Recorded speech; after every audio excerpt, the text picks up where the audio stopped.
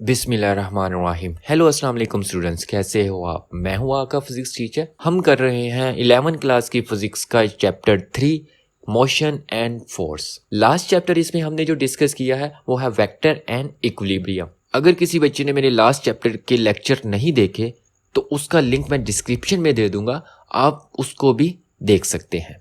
तो ये जो चैप्टर इसमें हम डिस्कस करेंगे ये आपका बेसिक होगा, जिसमें हम velocity, displacement, acceleration, Newton's law और उसकी डिटेल में एक्सप्लेनेशन को आगे एक्सप्लेन करेंगे।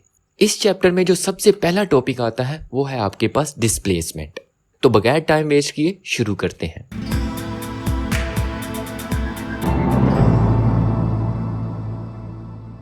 आपने स्कूल फिजिक्स में डिस्टेंस और डिस्प्लेसमेंट की डेफिनेशन और उसकी एग्जाम्पल डिस्कस की होंगी। अगर मैं दोबारा रिकॉल करूं, the longest path between 2 point के 2 पॉइंट के दरमियान ज़्यादा से ज़्यादा फासले को हम डिस्टेंस कहते हैं। और डिस्टेंस आपके पास एक स्केलर क्वांटिटी थी, क्योंकि हमें डिस्टेंस के लिए सिर्फ मैग्नीट्यूड की ज़रूरत होती है, डायरेक्शन की ज़रूरत नहीं होती।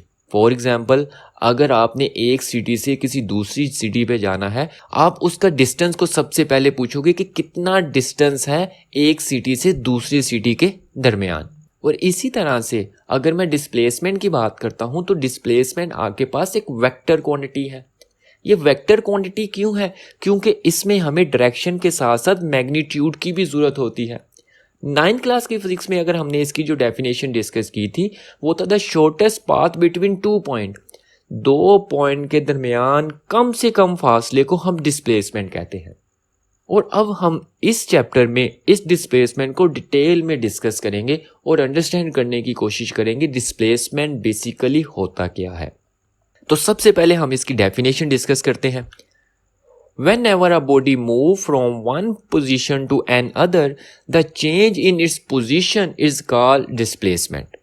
कि अगर आपकी एक बॉडी मूव कर रही है, एक पॉइंट से किसी दूसरे पॉइंट तक जा रही है, तो वो अपनी पोजीशन को चेंज करेगी।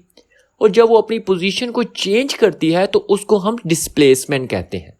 जैसा कि मैंने आपको बताया कि डिस्प्लेसमेंट आपके पास एक वेक्टर क्वांटिटी है, तो इसको वेक्टर के सिंबल के साथ रिप्रेजेंट करते हैं या इसको हम एरो से रिप्रेजेंट करते हैं। ये जो एरो होता है ये आपको बता रहा होता है कि उसका मैग्नीट्यूड कितना है, कि वो जो पॉइंट है वो कितना दूर है और किस डायरेक्शन में मौजूद है। और जो इस एरो की जो टेल होती है वो उसके मैग्नीट्यूड को रिप्रेजेंट कर रही होती है। और जबकि इसका जो हेड होता है वो उसकी डायरेक्शन को रिप्रेजेंट करता है कि किस डायरेक्शन पे आपका दूसरा पॉइंट मौजूद है। कि डिस्प्लेसमेंट बेसिकली है क्या कि एक पॉइंट से मूव करके दूसरे पॉइंट तक जाने को हम डिस्प्लेसमेंट कहते हैं। अब बहुत से बच्चों के ज़हन में क्वेश्चन ये होगा, डिस्टेंस भी तो यही चीज़ थी कि एक पॉइंट से मूव करके दूसरे पॉइंट तक जाना। तो इसी कन्फ्यूजन को दूर करने के लिए हम इसी पूरी चीज़ को एक ग्राफ की मदद से डिस्कस करते हैं। If a body is move along a curve with A is initial position and B is final position, कि अगर आपके पास एक बॉडी है जो कर्व पाथ में मूव कर रही है, जो कि उसका इनिशियल पोजीशन ए है और फाइनल पोजीशन उसकी बी है।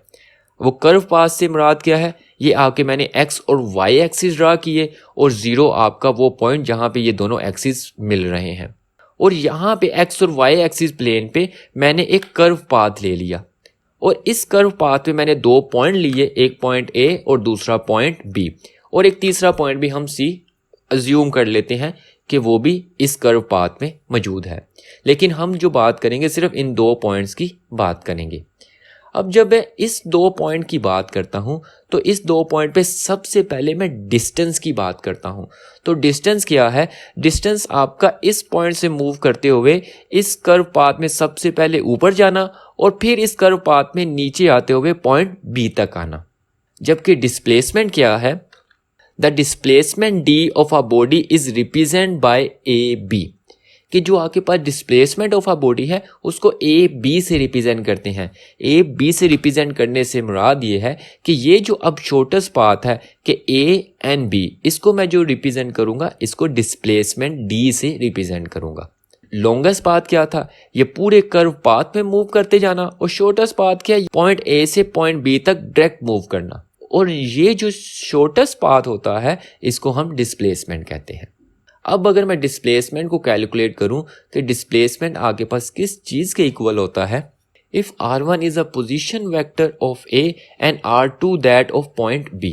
अगर आपके पास एक पोजीशन वेक्टर है जिसको हमने r1 कहा हुआ है, ये आपके पॉइंट o से लेके a तक का जो डिस्टेंस है इसे मैंने पोजीशन वेक्टर कह दिया और इसको मैंने r1 से रिप्रेजेंट किया।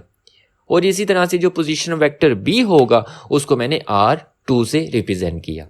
और अगर आप इस पूरी डायग्राम को गौर से देखो तो ये एक राइट एंगल ट्राइंगल बनी हुई है। ये पहला वेक्टर, ये दूसरा वेक्टर और ये इसका रिजल्टेंट वेक्टर।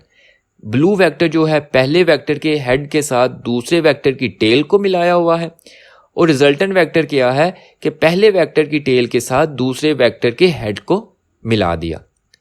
तो ये आपके पास एक राइट एंगल ट्राइंगल बन गई। According to this right angle triangle अगर आप देखो r1 प्लस डी आपके पास इक्वल होगा r2 के, कि r2 आपके पास इक्वल है r1 प्लस डी। मुझे यहाँ पे d चाहिए तो d जो आपके पास इक्वल होता है r2 माइनस r1 के, कि मैं पोजीशन वेक्टर ऑफ b को माइनस करूँगा पोजीशन वेक्टर ऑफ a से तो मेरे पास डिस्प्लेसमेंट आ जाएगा। Its magnitude is the straight line distance between the initial position and the final position of the body, कि आपके पास इसका जो मैग्नीट्यूड होगा वो एक स्ट्रेट लाइन होगी और वो जो स्ट्रेट लाइन होगी वो किसके दरमियान होगी? वो आपके पास इनिशियल पोजीशन और फाइनल पोजीशन के दरमियान होगी। अब ये तो आपके पास एक कर्व रोड है जहाँ पे आपने कहा कि ये जो शॉर्टेस्ट पाथ है इसको मैंने डिस्प्लेसमेंट कर दिया। अगर आपकी बॉडी एक स्ट्रेट लाइन में मूव कर रही है या आपकी एक स्ट्रेट रोड पे बॉडी मूव कर रही है तो अगर मैं वहाँ पे बताऊँ कि तब उसका डिस्प्लेसमेंट क्या होगा तो उसका जो डिस्प्लेसमेंट होगा वो उसका वही डिस्टेंस होगा, क्योंकि शॉर्टेस्ट पाथ भी यही है, लॉन्गेस्ट पाथ भी यही है। तो जब आपकी बॉडी स्ट्रेट पाथ में मूव कर रही होती है तो तब डिस्प्लेसमेंट और डिस्टेंस दोनों सेम ही टर्म डिस्कस की जाती हैं। तो आई होप सो कि अब आपको अच्छी तरह से डिस्प्लेसमेंट का कॉन्सेप्ट क्लियर हो चुका होगा। तो अगर इस टॉपिक में किसी बच्चे को कोई भी कन्फ्यूजन है वो कमेंट करके लाजमी डिस्कस कर सकता है। इंशाल्लाह मिलते हैं नेक्स्ट वीडियो में नेक्स्ट लेक्चर के साथ। तब तक के लिए अल्लाह हाफिज़।